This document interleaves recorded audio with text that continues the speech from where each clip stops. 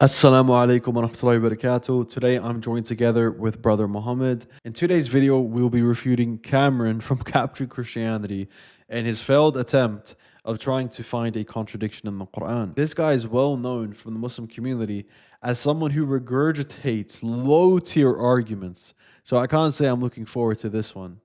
Quote.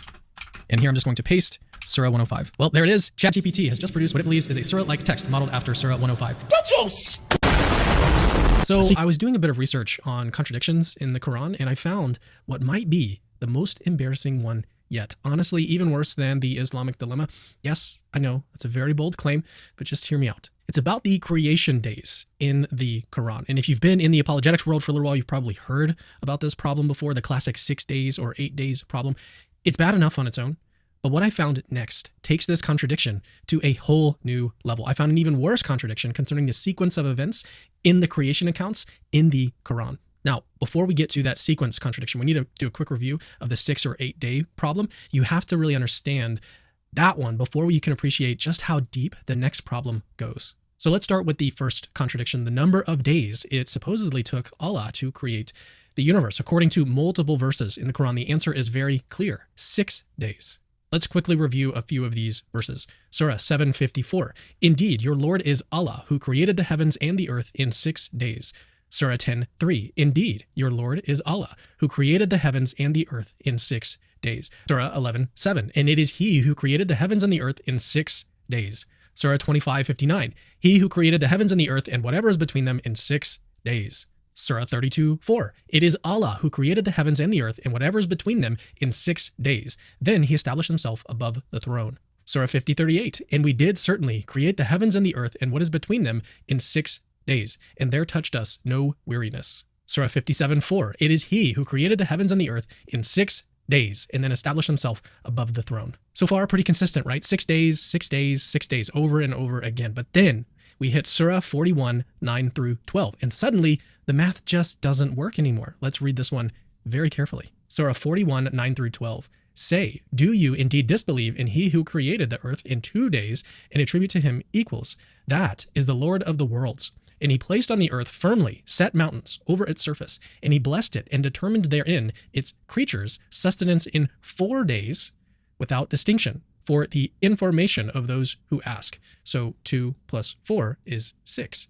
Then He directed Himself to the heaven while it was smoke. Why was it smoke? And said to it and to the earth, come into being, willingly or by compulsion. They said, we have come willingly. And He completed them as 7 heavens within 2 days and inspired in each heaven its command. And we adored the nearest heaven with lamps and as protection. That is the determination of the exalted in might, the knowing. All right, so let's do the math here together. Very complicated stuff. 2 days to create the earth in verse 9. 4 days to set the mountains and the provisions in verse 10. 2 more days to complete the heavens in verse 12. That's 8 days total. So here's the obvious problem. Every other verse says 6 days. There was a lot of them, but this one says 8.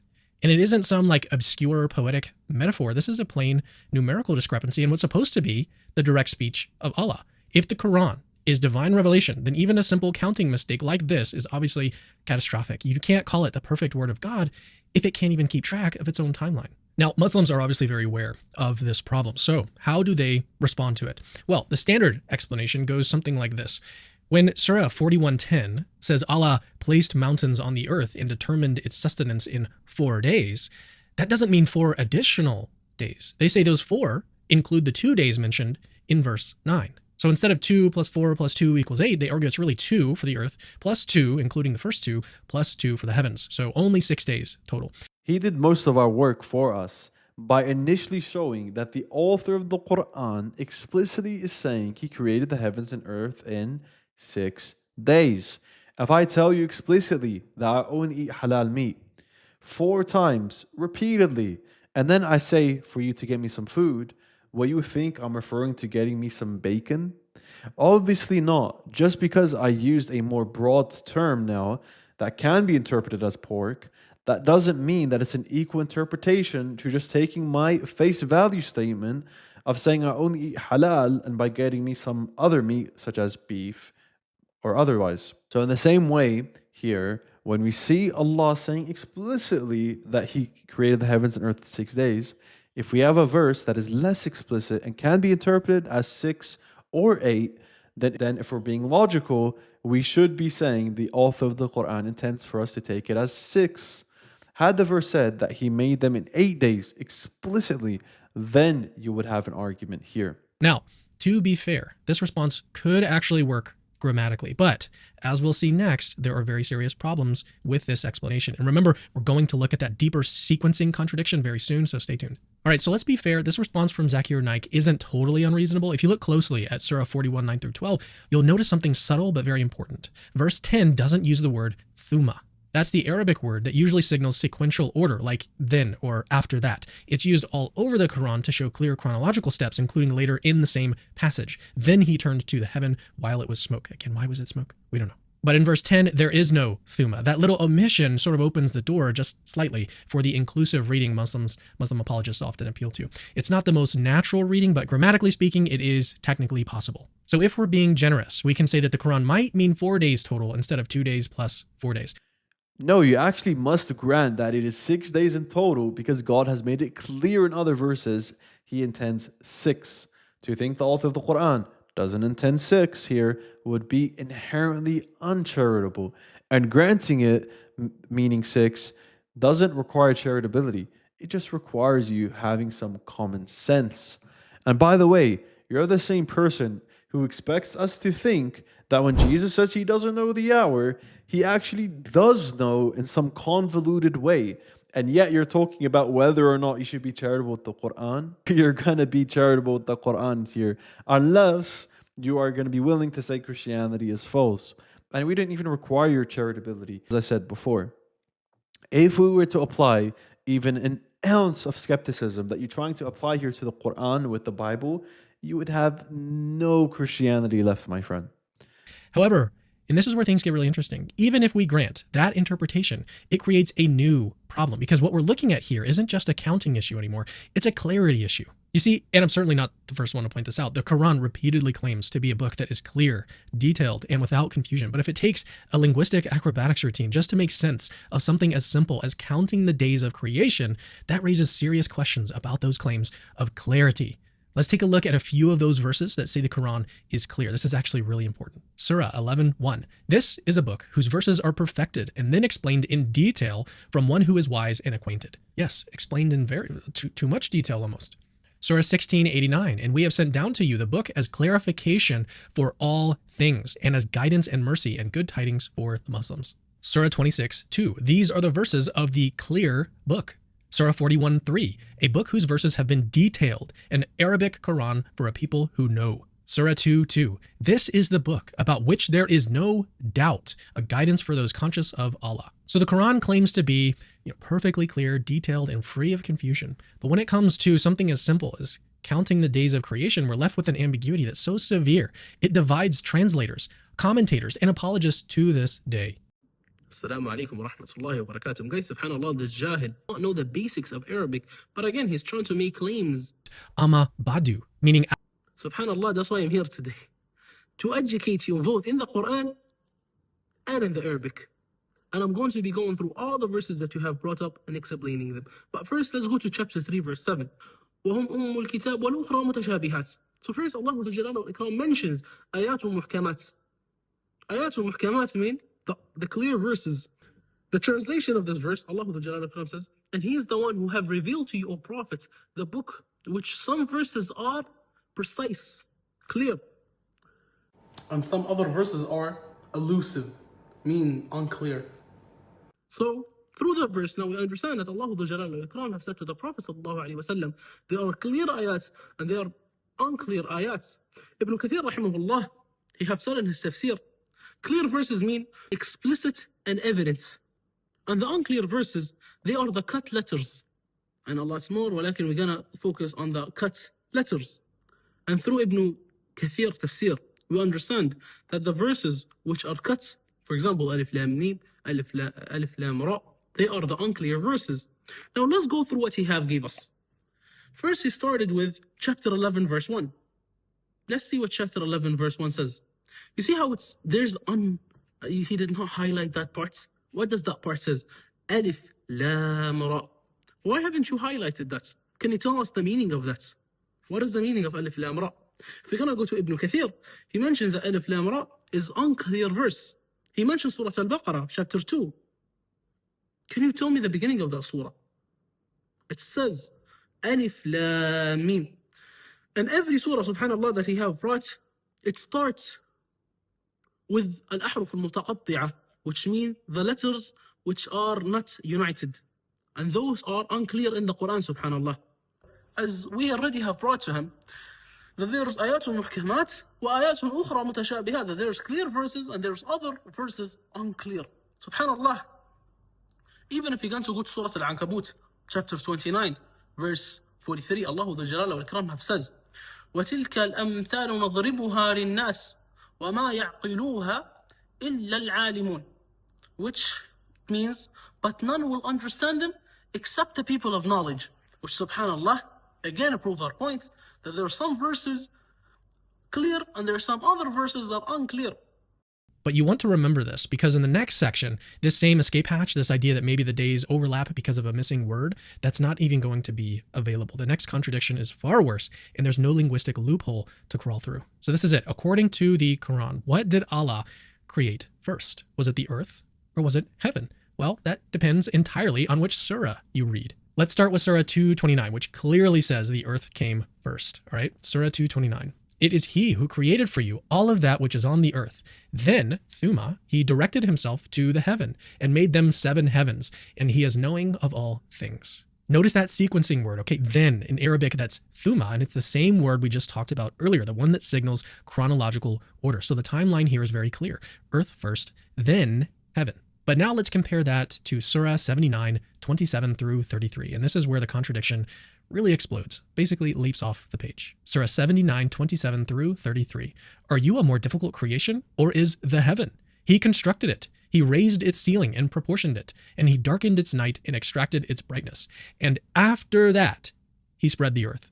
He extracted from it its water and its pasture, and the mountains he set firmly. So pause for a second. Here, the order is the exact opposite, right? The heaven is created first, and after that, in Arabic, bada dalika. And me, as a kuffar here. Shut your That, in Arabic, bada dalika, God spreads out the earth. That's not vague poetry. Both passages use explicit sequencing markers. 229, thumma, or then, meaning earth first. 79:30, bada dalika, after that, meaning heaven first. So when you line these two side by side, you wind up with a direct contradiction. And remember, this isn't just some obscure grammatical quirk. Both verses describe creation and furnishing acts in sequence. In 229, Allah creates what's on the earth and then forms the heavens. In 79, he builds the heavens, completes them, then after that, spreads the earth, draws out its water, and sets the mountains. That's not just reversed. It's the exact same creative events swapped in order. And if we look back at Surah 41, 9 through 12, which we'll remember from the first contradiction, it actually reinforces the same earth first timeline. Say, do you indeed disbelieve in he who created the earth in 2 days? Then he directed himself to the heaven while it was smoke, and he completed them as 7 heavens within 2 days. Again, earth first, heaven second. So we've got 2 verses saying earth came before heaven, 229, 41, 9 through 12, and a different verse saying heaven came before earth in 79, 27 through 33. And unlike the first contradiction, this one doesn't have any missing thumma to bail it out. Both passages are actually crystal clear in Arabic, and they flat out disagree on the order of creation. So then how do Muslims try to get out of this sequencing contradiction? As one might expect, Muslim apologists have tried to smooth this out in a few different ways. The most common explanation goes something like this. Well, there's actually no contradiction because we're talking about 2 different stages of creation. Basically, they'll say that the earth was initially created before the heavens, but then later, after the heavens were finished, Allah came back to spread out or furnish the earth. You'll see this in Ibn Kathir's commentary and others. They'll say Surah 79 is describing the spreading of the earth, not its original creation. So in their view, there's no contradiction, just sort of 2 phases of work on the same planet. Another explanation that you'll hear, and I take this one a little bit more seriously, is that the phrase after that in Surah 79 doesn't actually mean after that. Instead, they'll say it's more of a sort of rhetorical shift, like, and now turning to the earth, kind of like how a writer might pivot topics without meaning chronological order.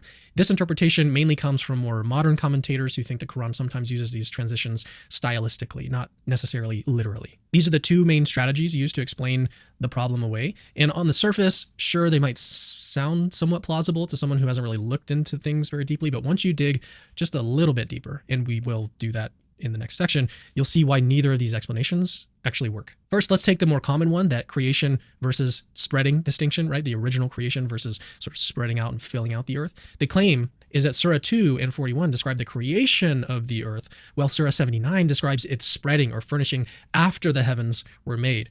Here's the issue with this one. All right, Surah 79 explicitly mentions God spreading out the earth, drawing out its water and pasture, and setting the mountains. Yet Surah 41 describes those exact same activities, fixing the mountains and determining sustenance before turning to the heavens. In other words, both passages talk about the same phase of God's work on earth, but they reverse the order. You can't fix that by splitting hairs between creation or original creation and then a later type of spreading. It doesn't work. The Quran is clear that the heaven existed prior to the earth, as Allah turns to the heavens after He created the earth and formed it into 7 heavens. This happens in chapter 2, verse 41. There's no mentioning of creation of the heaven after the earth, but it's just forming into 7 heavens. But even then, we can still be charitable with His ignorance, and we can correct Him and allow for a different form of the argument with this caveat in mind, that it's forming and not creating of the heavens. So the argument would go as follows.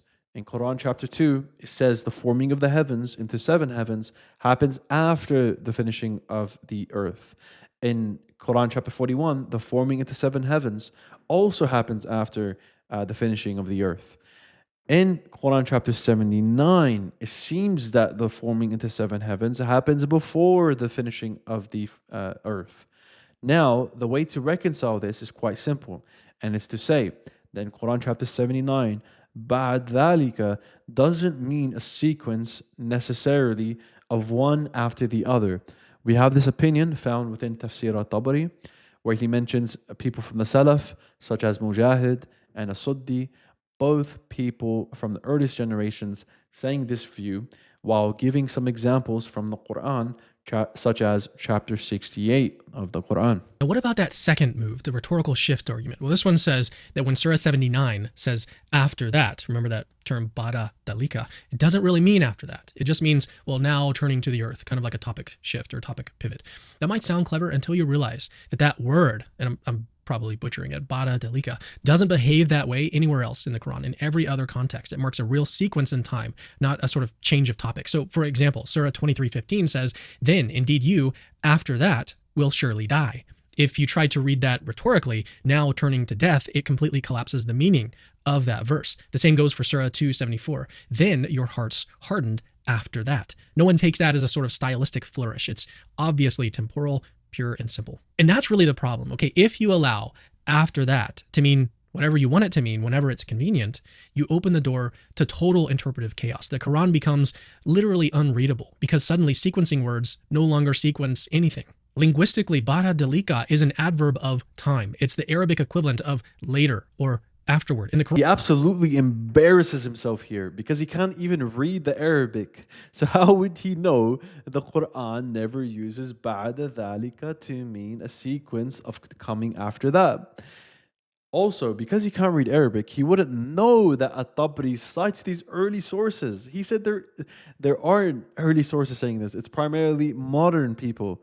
Well, no, this is actually an early interpretation grounded within the classical works. Also, your point about contextually it seems to be a sequence within chapter 79 is totally wrong, as there's no mentioning of sequential terms besides that ba'da dhalika, which we've shown this sole possible sequential term can also be seen as a non-sequential term, so there's no context that will support this being a sequence at this point of time. Rather, one can just take this to be Allah subhanahu wa ta'ala highlighting the great feats behind creating the heavens and earth, so that mankind can be mesmerized and impressed by all that Allah subhanahu wa ta'ala has created, and therefore would also believe that Allah is fully capable of resurrecting our bodies.